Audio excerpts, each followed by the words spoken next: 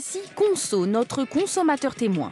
Un petit personnage qui va nous guider dans les méandres de ce centre commercial où tout est fait pour capter vos sens. Écoutez d'abord. Ici, pas de radio, mais des programmes musicaux très élaborés, achetés 8 000 € par an.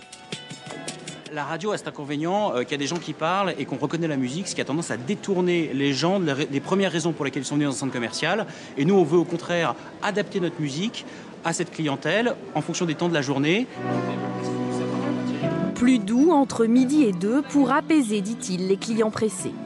Et l'après-midi, c'est plus dynamique pour accélérer les ventes.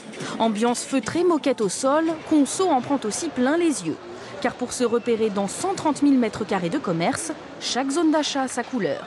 Ici framboise, là cassis, plus loin mandarine. Avec ces nouveaux outils marketing, le temps moyen passé ici a bondi de 50 à 90 minutes en 2 ans. Et bientôt seront aussi diffusées des odeurs, comme chez cette opticienne. Pour parfumer son magasin, elle fait appel à une agence spécialisée, prix 69 € par mois. En période de Noël, on peut tout à fait vous proposer une fragrance sapin de Noël ou chocolat orange, une fragrance un petit peu plus gourmande. Aujourd'hui, Conso, notre consommateur témoin, peut sentir la fleur de Tahiti, censée lui faire acheter un produit bien particulier.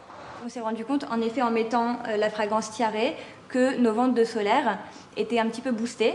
En général, c'est 20% de vente en plus et la technique fait recette. Nous avons également dans un supermarché mis la fragrance clémentine pour dynamiser le rayon fruits et légumes. Mais pour cet avocat, ces méthodes, même si elles respectent les règles d'hygiène, peuvent comporter des risques juridiques. Il y a eu cette fameuse affaire de la croissanterie qui ne fabriquait pas ses croissants et ses pains au chocolat sur le lieu de vente et qui, pour attirer le consommateur, et ça marche bien, diffusait une odeur artificielle de croissant chaud par un système de ventilation. Ils ont été condamnés pour tromperie. Très rares sont les condamnations pénales. Les commerces rivalisent donc d'imagination pour éveiller tous vos sens et accéder à votre porte-monnaie. C'est une vente aux enchères plutôt étonnante qui va se dérouler mi-avril chez Christie's à Paris. On y trouvera pêle-mêle un crâne de tigre à dents de sabre, une dent de requin géant et surtout un squelette de Tricératops, un dinosaure qui date de la fin du Crétacé, c'est-à-dire 65 millions d'années avant notre ère. Il est estimé à 500 000 € et déjà exposé pour les visiteurs. Jean-François Firet, José Boulestex. Madame, monsieur, pas de panique. Ce dinosaure-là est herbivore, il ne vous fera donc aucun mal. Tout juste vous fichera-t-il une belle trouille quand vous tomberez nez à nez avec lui au petit matin. Car oui, ce Tricératops, vous pourrez bientôt le mettre au pied de votre lit. Il est à vendre, estimation 500 000 €. Un record dû à sa taille impressionnante, 7,50 m de long, et son état de conservation exceptionnel vu son grand âge. Cet animal a 65 millions d'années, ce n'est plus de l'os, c'est devenu de la pierre. Et bien sûr, il y a une préparation très importante au niveau de l'os pour lui donner cet aspect définitif. Exemplaire sublime peut-être, mais sans aucune valeur scientifique. Voilà pourquoi n'importe qui peut en être le propriétaire.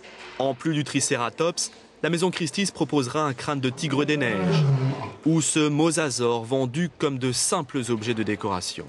Je crois qu'il y a un réel intérêt, oui, pour ce type d'objets, donc qui changent un peu, qui sont assez nouveaux sur le marché, et puis donc qui sont des témoignages historiques absolument fabuleux et aussi qui ont un attrait esthétique. L'an dernier, un particulier avait coiffé sur le poteau les plus grands collectionneurs. Il avait surenchéri jusqu'à 312 000 € pour ce mammouth, un vulgaire mammifère. Le Tricératops est beaucoup plus rare, il se vendra donc beaucoup plus cher. Ne restera plus alors au nouveau maître qu'à trouver un petit nom à la bébête. Football et en Coupe de l'UEFA, l'OM a pris une option pour la qualification pour les quarts de finale. Au match aller, les Marseillais ont en effet battu le Zénith de Saint-Pétersbourg 3-1, un doublé de Djibril Cissé, un troisième but inscrit par Mamadou Niang. Le match retour aura lieu mercredi.